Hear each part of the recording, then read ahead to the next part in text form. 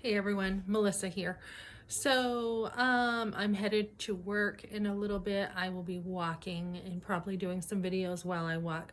Today was a day I needed a lot of downtime to myself. I tend to need those times because I can get exhausted just from doing so much.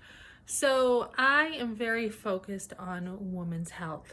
That's kind of how I am. I have a lot of self-care videos, exercise videos, pro-life videos. Um, Couple things I have in mind I'm doing. One is I signed up for another class and it's free. It's this organization that you call, and if there's any woman out there who's dealing with a past abortion, whether forced, chosen, or whatever in your life, they are there for you by phone. So this class is just a phone call every single um, month. You talk to somebody and you talk about anything that is kind of bothering you from the abortion. So for me, after having two post-abortive classes, there's still stuff that hasn't been dealt with, and I actually asked for a different curriculum this time. A lot of the curriculum has been based on forgiven and set free. I don't feel like it's broad enough. I honestly don't feel like it's complete. It's a 12-week program. It's like, oh, good, you went through the program, you talked about it, and now you're healed, and here you go. So that's not the best program, I don't think, that's out there. And I know pregnancy centers will add things like they'll add a memorial or they'll have leaders talk about different things. I think leadership does matter a lot in this context. Like I've had someone say, why is it still bothering you after all these years? And it's like punch in the stomach, right? It's like, wow, I'm finally coming to you to talk to you after holding things in for like what, 30 years or something. It's just something women didn't talk about, right? You go through the motions and you don't talk about it. So to have someone say that to me who was a director is just like, do you really know what you're doing? And then to have someone make a decision for me and cut a class short in the context of making a decision for me wasn't the best decision. So I had taken a second class. This one was much better. Very thankful for being able to have a memorial service and all that. But as I talked to this other woman yesterday, she was like, did someone really say that to you? Because someone had said to me, nobody is forced into an abortion unless they're sex trafficked. And she heard me out and heard my different unique situation. And that's kind of like, she's like, there are so many women who are forced into this. They have been lied to. There are so many people who have gone through being manipulated, coerced, not knowing what abortion was. And so I'm looking at that side of it and saying, I need a broader context to continue the healing process. And then after you heal, there should be classes for after you heal. It's not just see you, it should be ongoing. How are you doing? There should be like continuity with how are things going? How are other parts of your life? Like I've talked to someone in Stephen's ministry, and that's been really good with just a divorce I've been going through, and I have other people around me. But still, in that context of abortion, it should be, how are you doing now with this? And how's this going? And yeah, I can pick up the phone and do this, which I did. But I think yesterday I picked up the phone and I'm like, I think there's still some stuff there. I think there's some stuff that still needs to be talked about. I think I was just triggered a little bit yesterday calling a pregnancy center and hearing that they have men who go through the healing process with women.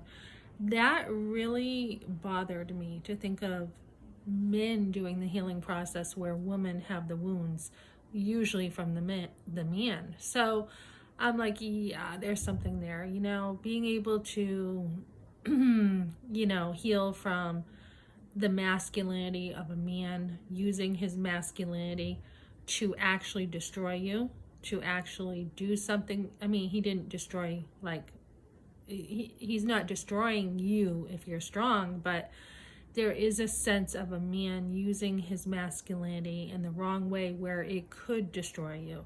Whether that's a father figure, whether it's a boyfriend, a husband, or whatever. A man who is using his masculinity to be abusive to you.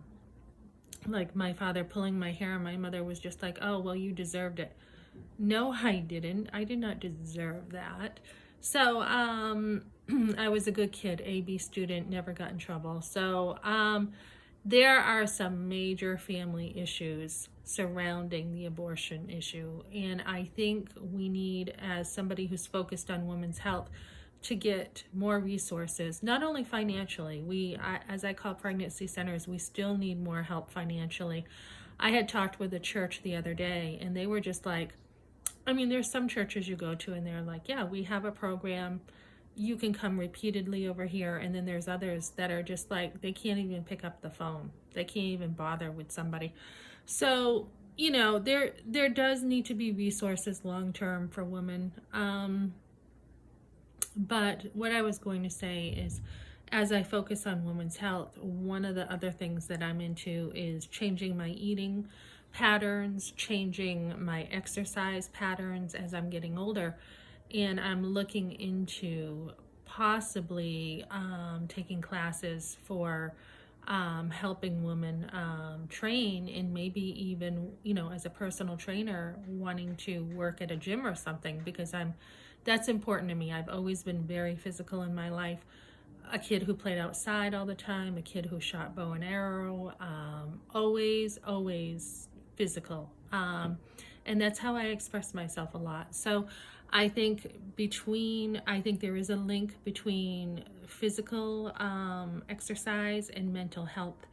And I think I want to add that on to the whole pro-life, you know, circles here, and make sure that we are getting the best care possible, not only with being there for one another as women and helping each other heal from abortions, but to make sure that we are looking out for one another, caring for each other's, you know, health goals, and making sure that we are taking care of each other spiritually. I've done a lot of Bible studies, a lot of classes. That is vital for women to understand the Bible. When you haven't grown up with the Bible, it is vital to have some of these principles in your life. I've taken a business class with learning how to invest your money. I think it's vital for women to understand money. I know in the age that I was raised in, men usually took care of the money. Women didn't even half the time know, you know, what their husband did with their money.